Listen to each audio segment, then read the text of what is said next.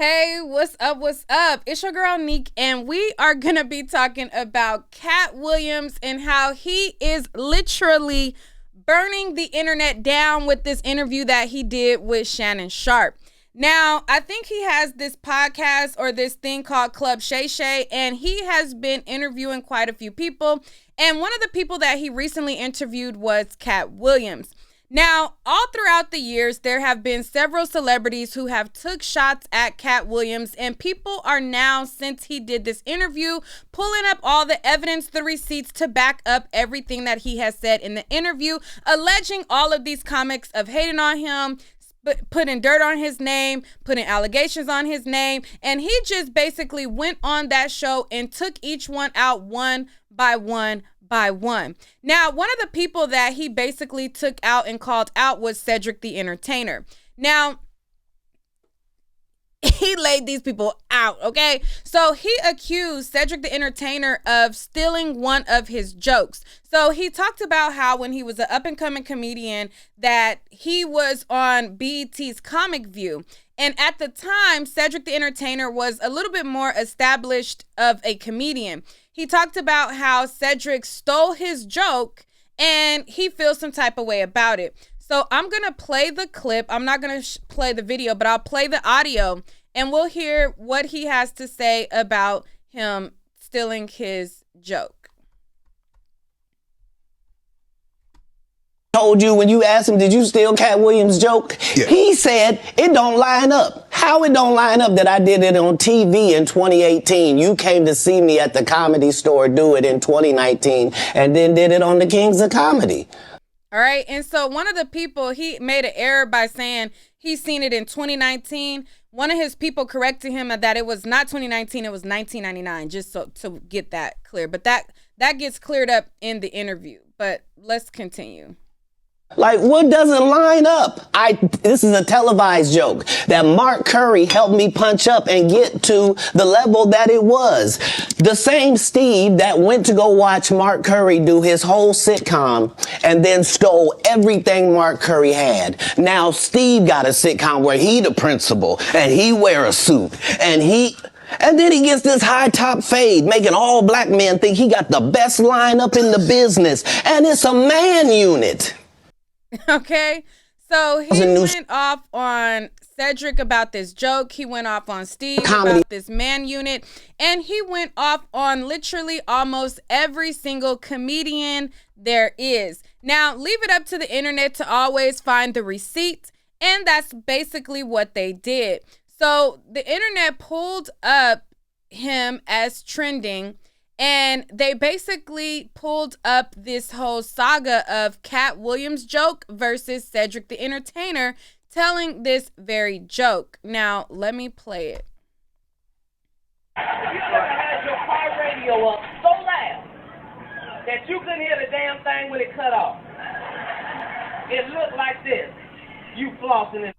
You ever had your car radio up so loud that you couldn't hear the damn thing when it cut off? Okay, so then that's just like a real quick snippet, and then Cedric telling something similar. To the moon. Ain't gonna happen. Y'all move to the moon, damn it, we coming to the moon. Oh, we'll be right behind y'all in space shuttles with Cadillac grills. Nigga just rolling, one headlight out, tags be all wrong. All base.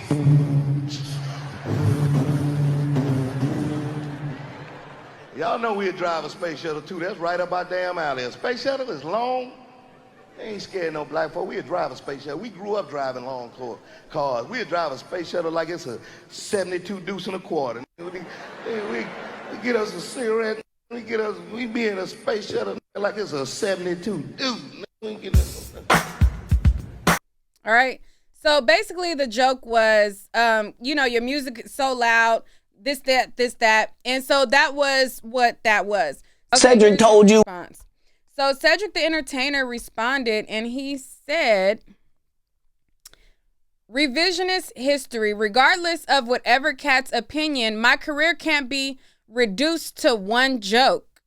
So it's like, are you saying that you did steal it, but you much more than that, or what? But anyways, he said, regardless of whatever Katt's opinion, my career can't be reduced to one joke.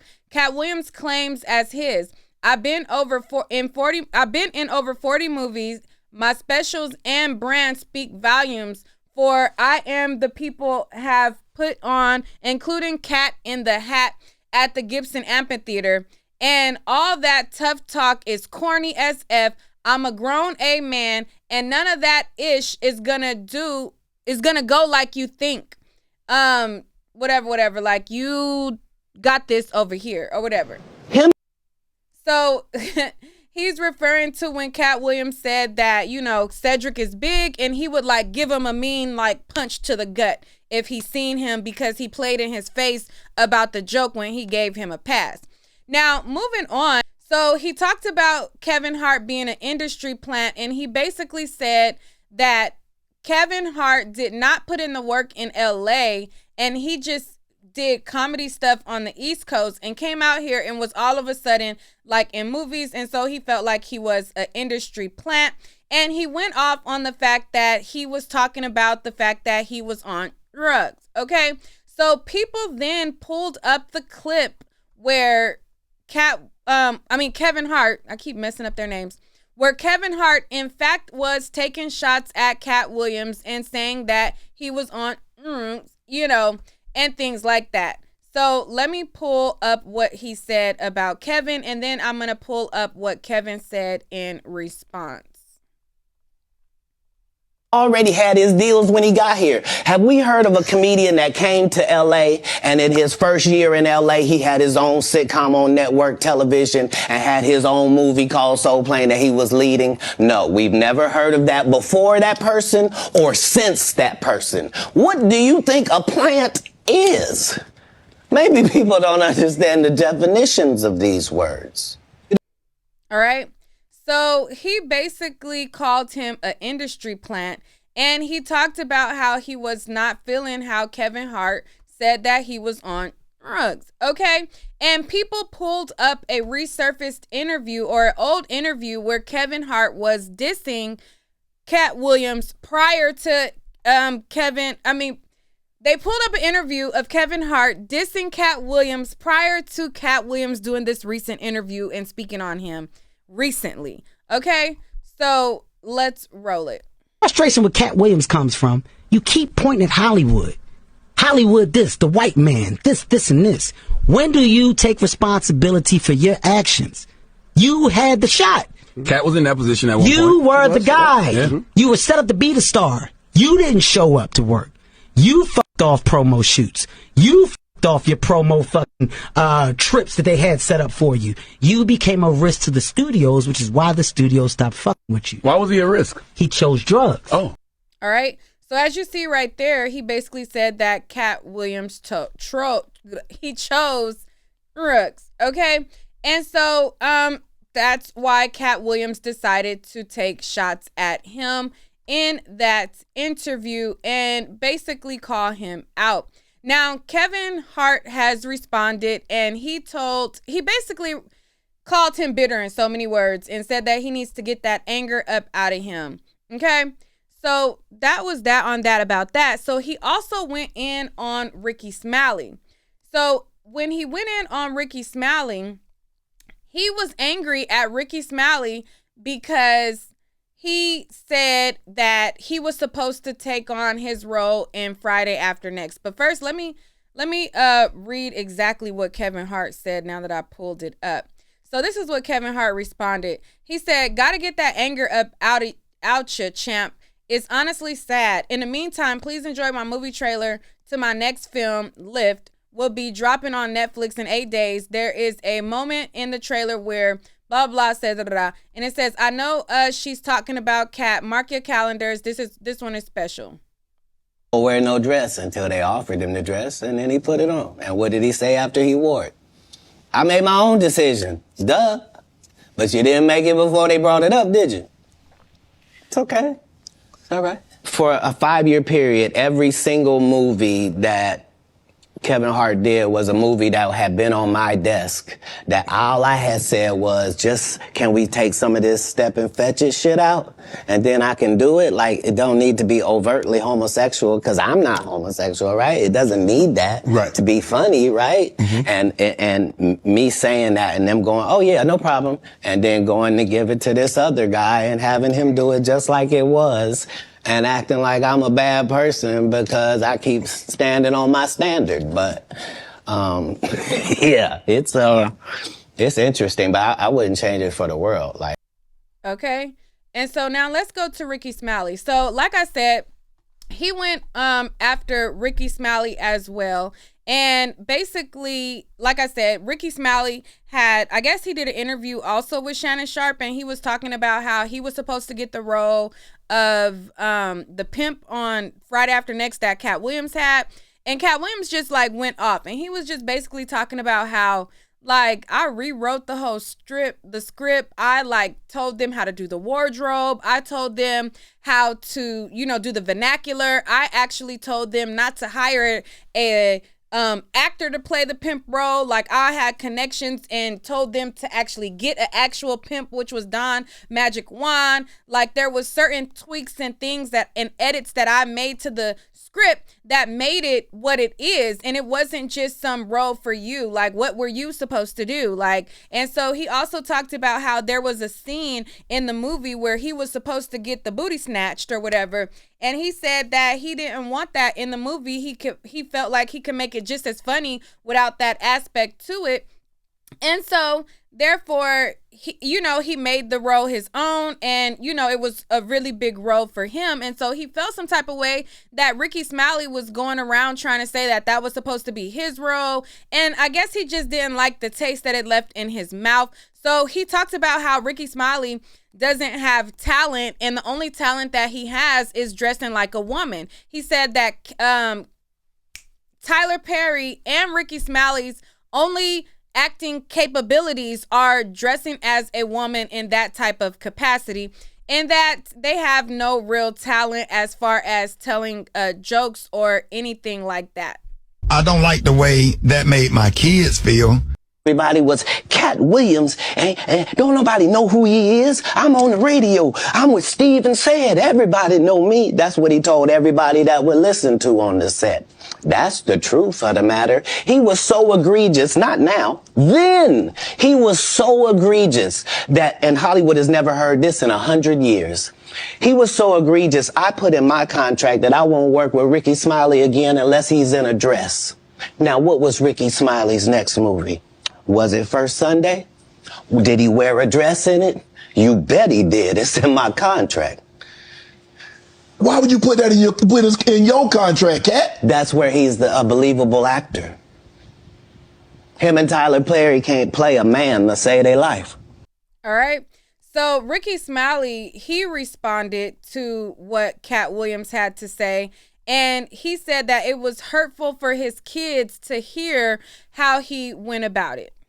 And that's why I'm not going to, go after him, because he has kids and family members and nieces and nephews also. And it hurts our family members and people that do love us when we say hurtful things about each other. So we want to wish Katt Williams the best. Or whatever. It ain't nothing but love over here just because we don't agree. Arnez J and I had beef for about 20 years, and I end up sitting next to him on a plane. And when I saw him, I couldn't do nothing but grab him and hug him. And we text each other all day on Christmas Day. It feels like we trying to make up for lost time. All right. So that was his response to that. So Faison Love, Katt Williams talked about him in this as well. And people pulled up clips of Faison talking about Katt Williams back in the past, of him saying that Katt Williams was the most overrated, overhyped comedian. Let me pull that up, because he said that Katt Williams was overrated, he was overhyped, and that was a thing as well. So hold on, give me 1 second. Give me 1 second. Because when I be clicking off stuff, I accidentally be closing tabs by accident when I be flipping through the tabs, and I be messing up. But I don't have time to edit because I got stuff to do. But I wanna, get more active with y'all and put the content out and not slack. But where did I see it? Okay, so hold on. I think I know where it was at. Give me 1 second. I'm just stalling y'all while I pick it up. But it was him saying that he felt Katt was overrated. So wait, was it? It's on site, or hold on 1 second, y'all. Katt Williams shares. Okay. Hold on. Oh my God, where is it? I literally just seen it. I hope. Okay, let me check one more blog. If not, then hey, it's up on one of these blogs. I might be trying to just look so fast that I am. Oh, here we go. Right. Who would you say is the most overrated comedian of all time? Katt Williams. Definitely overrated. But as a comedian, though, you feel like he overrated? Oh, yeah. Oh, way overrated. Way. He created, he brought forth Tina Marie, the great Tina Marie. What great has he done since Pimpin' Chronicles? All right, so that's Faison. Trying to create a character. You can't just be Faison in every movie. Like, you just gonna take your shirt off on every movie? Like, why does it say that in your script? Man, let Big Worm live. Let him breathe, Katt. All right, so he went after Faison as well. Y'all gotta watch the full almost 3 hours interview that he spoke. Now, let me see who else. Michael Blackson also chimed in, and he basically said that Katt Williams was, what did he say? Let's see. We'll end on that because I got to go. But like I said, he is trending. Everybody's talking about it. It is a big deal. And people are pulling up the receipts of all of these people and backing Katt Williams up. And then there's some people who feel like Katt Williams is a little bitter. I feel like, shoot, he just emptying the clip. He like, we gonna beef forever. And he is, laying out his ops. So Michael Blackson says Katt Williams is very smart midget nigga. He took shots at the top 10 comedians alive today so we can all respond and make him relevant again. I can believe this lion dehydrated leprechaun said he told me to build a school. Laughing my A off. I only built a free school so the kids can whip your A mother sucker. Okay?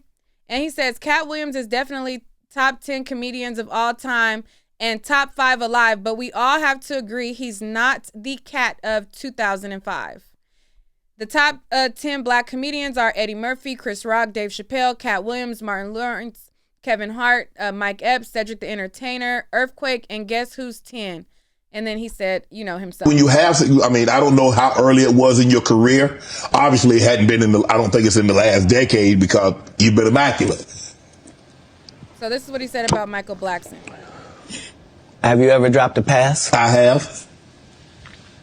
I've been booed too. You know the little segment between everything is fine and I got it, and then you noticing where it is now? Mm-hmm. Yeah, it's that. The thing about as a comedian, the audience,